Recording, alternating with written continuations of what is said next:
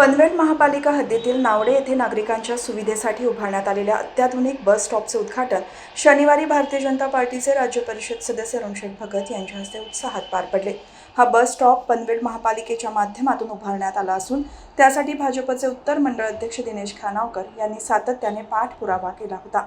पनवेल विधानसभा मतदारसंघाचे आमदार प्रशांत ठाकूर यांच्या मार्गदर्शनाखाली आणि पनवेल महापालिकेचे माजी सभागृह नेते परेश ठाकूर यांच्या नेतृत्वाखाली भाजपचे उत्तर मंडळ अध्यक्ष दिनेश खानावकर यांनी नावडे येथे नवीन बस स्टॉप उभारण्यासाठी महापालिकेकडे मागणी केली होती। त्यांच्या प्रयत्नांना यश आले असून आता हा सुसज्ज बस स्टॉप नागरिकांच्या सेवेत दाखल झाला आहे।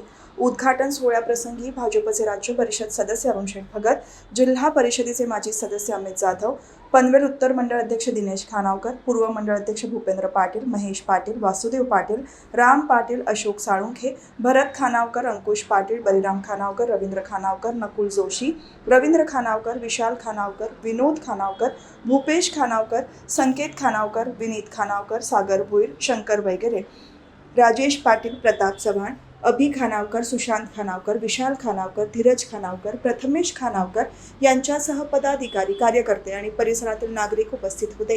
हा आधुनिक बस स्टॉप सुरू झाल्याने नावडे परिसरातील प्रवाशांना दिलासा मिळाला असून यामुळे सार्वजनिक वाहतूक अधिक सुलभ होण्यास मदत होणार आहे।